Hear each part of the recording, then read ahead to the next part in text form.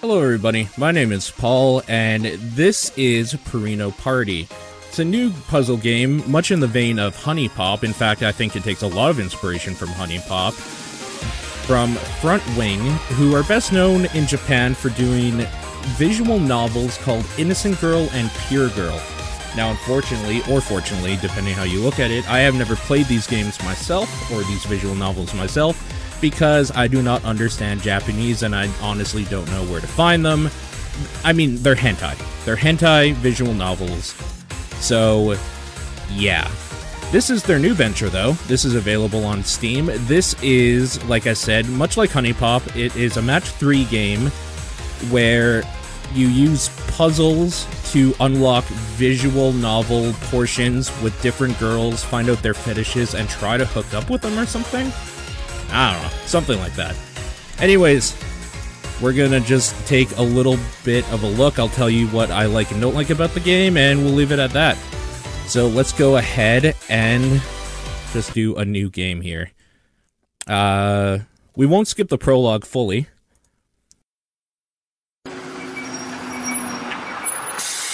So, it starts off innocently enough. Basically, the story for this is, you're a dude traveling around, you stop by in this strange town, and you meet up with this girl who runs this dorm, having nowhere to stay. She invites you to hang out with the girls there, and every girl is a sex fiend, basically.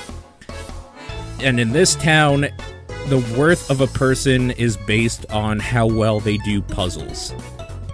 Yeah, really. There is voice acting.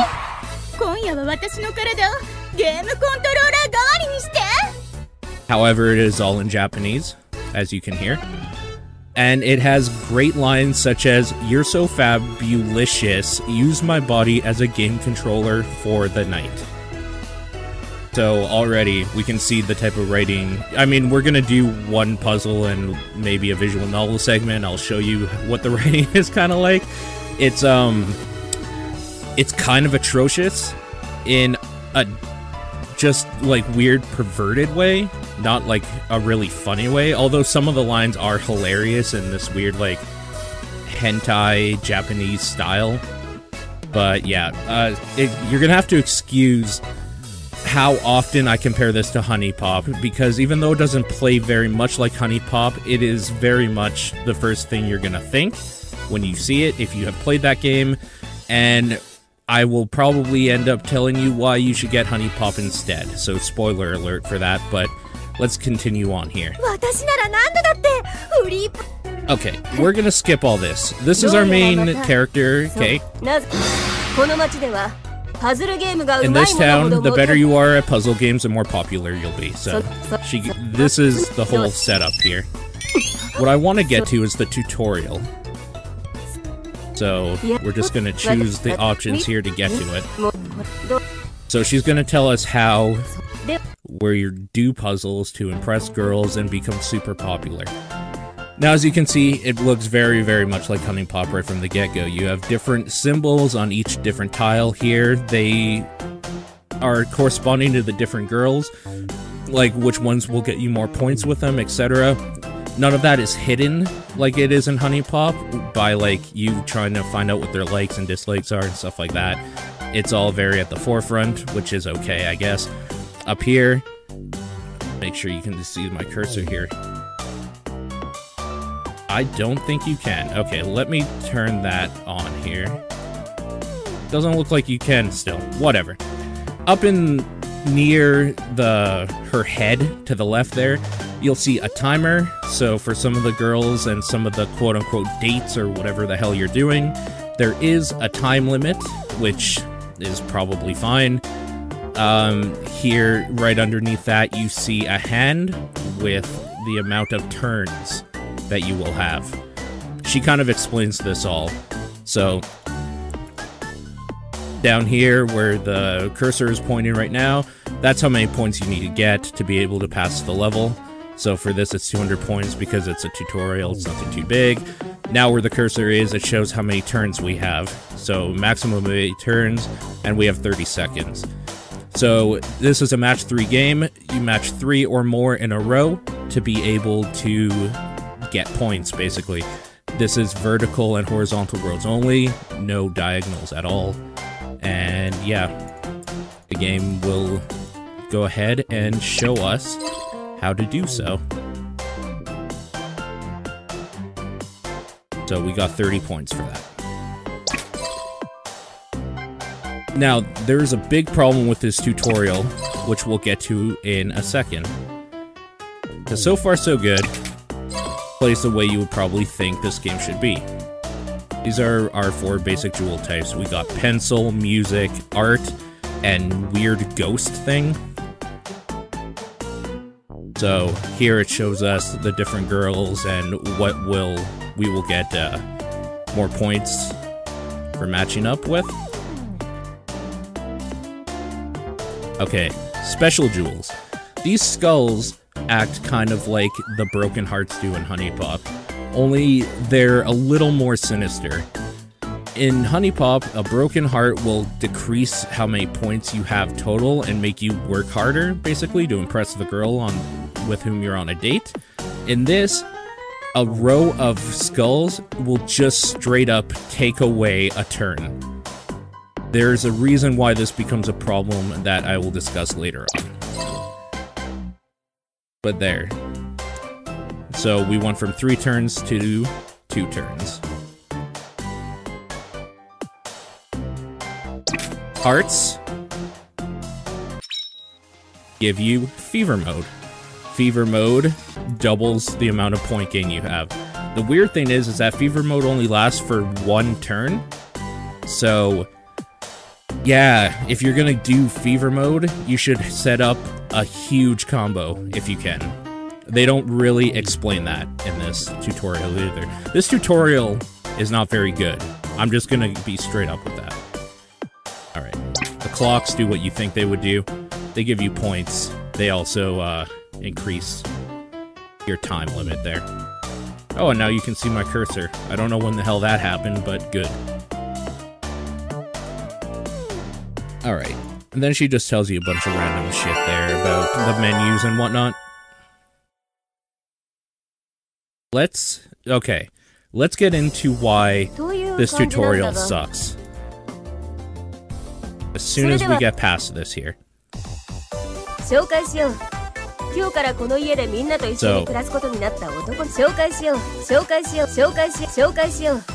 for some reason I thought that would mute it, but no, it just repeats it over and over again. These are your first set of girls. They are all just basic ass representations of a fetish, basically.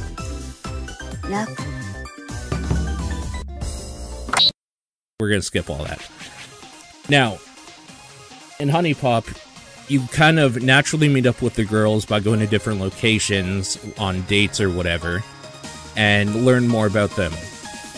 In Purino Party, you literally just click on them. In fact, we are going to do Suzu Mikami because she is ridiculous. And now I will do a puzzle to be able to unlock the scene with her. So, a few key things that are never, ever explained to you in that tutorial. Every time you click, there is a timer underneath your cursor, and it counts as a move. So, that right there was just a move, even though I did literally nothing. So that's different.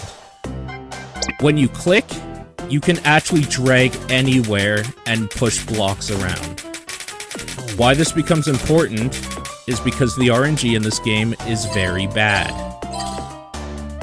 As you can see, this is my first level, and I already have a bunch of skulls lined up. In fact, I already lost a turn from my first combo. This becomes a problem later on. If you play this like Huniepop, you are going to lose. Then I figured, well, I'm just gonna take this and basically do this. I'm gonna shift things around so that I can try to get more in a row. I kind of fucked that up there. The problem with this also is that it's a little unpredictable on how things will move. It's very precise for where you enter the square. If you're good at this game, I'm sure you could use this to your advantage. I, however, am not. And I end up doing exactly what I showed you already. This, until I see a bunch of things that are together in a row that look good. Like, that's probably good. And now we'll do that. And then hope to God we get some combos. This is how I have been playing this game. I know it's probably not the right way to play it. It is the only way I've been able to make progress in this game. I feel like I keep getting screwed every time I play it. Now at the bottom here, you see I have 528 out of 1,000 as a maximum. So what we're gonna do is we're going to lose on purpose, because I want to show you how this works here. So the maximum amount we need is 1,000. When we run out of turns, we fail. Now, when you fail, you get this menu. Lower difficulty, try again. Do not lower difficulty, try again, and return to character select. So, do not lower difficulty and try again is exactly like you're just going to try it again. You're going to retry from the beginning of the puzzle. Lower difficulty, however, when you click it, it lowers the amount needed. So I no longer need 1,000 points to be able to pass. I need only 800. It goes down by 200 every time you do this until you beat the game, basically. It's kind of weird. But going back to the RNG problem, even though I quote-unquote lowered the difficulty, look how many skulls I have. Yeah, so... yeah, I don't know, man. It's not programmed very well for difficulty balance. In fact, to the point where the developers themselves have made an easy mode patch on their site that you can install that makes the game trivial. Because instead of doing decent coding, let's just patch in a way that you can get through it easily, right? It's kind of disappointing. Especially since Huniepop, for all the shit it gets for being maybe a little bit too racy for some people, and pissing off a lot of different people, feminists, like there's some racist shit in there. It's a little edgy or whatever. It still plays very, very well. Not only because of the puzzle mechanics, but because of many other things in that game that we'll get to in a second. So, I didn't get any skulls that turn. The RNG has rewarded me by putting a shitload of skulls everywhere. This is where I tell you that you can lose turns in a combo. You cannot ever gain turns back. Unless, like, there's some endgame thing I don't know about or some New Game Plus thing because I haven't beaten this game. There is no way to regain turns. You can only regain time later on.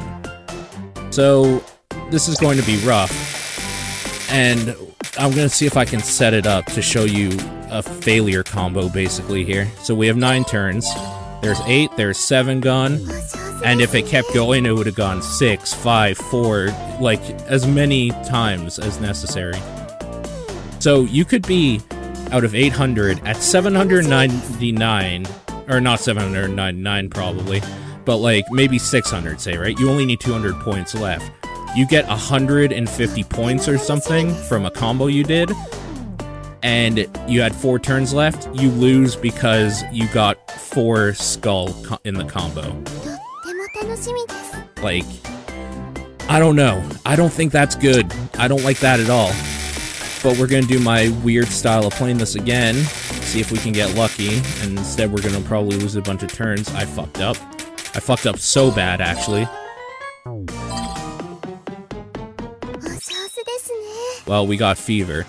So, now that we have fever, we want to try to set up something pretty big here, if possible. That might be okay. Oh, no, it won't, because they don't fall, that's right.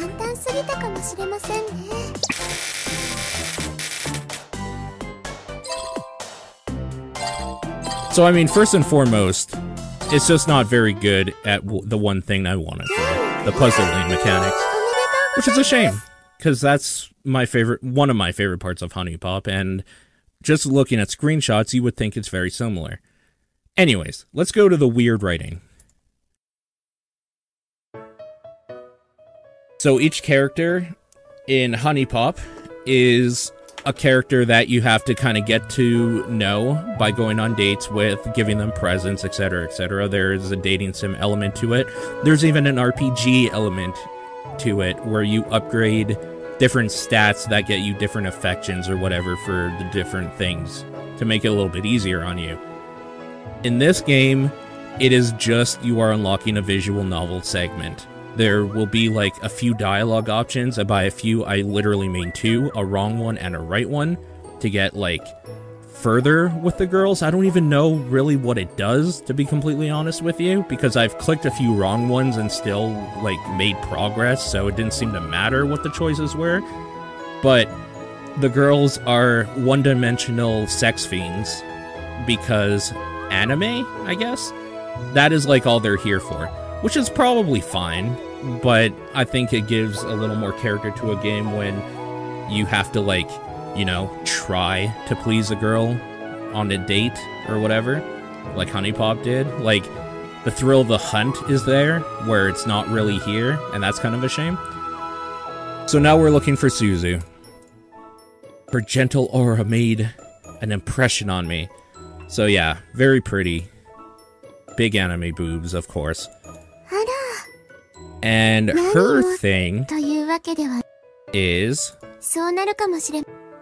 We'll see in a second here. Look at that cloud, it's long and thin. It looks like you can reach out and grab it. What does it look like to you? Maybe a banana? Yeah, like a banana. Doesn't it also look like a vibrator? So her thing is that she is obsessed with sex, and like, everything reminds her of sex, basically.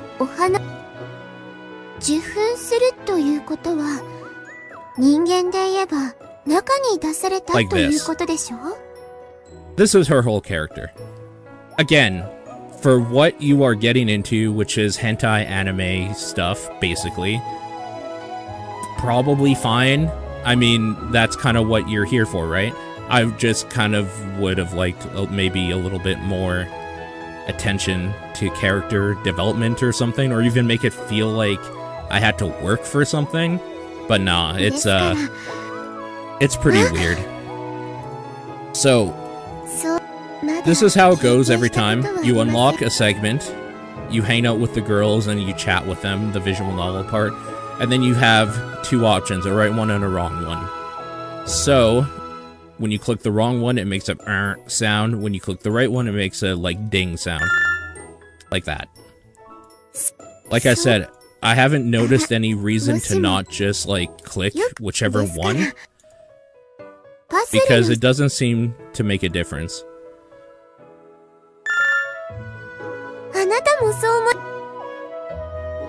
You need brains and dexterous fingers to do puzzles, so...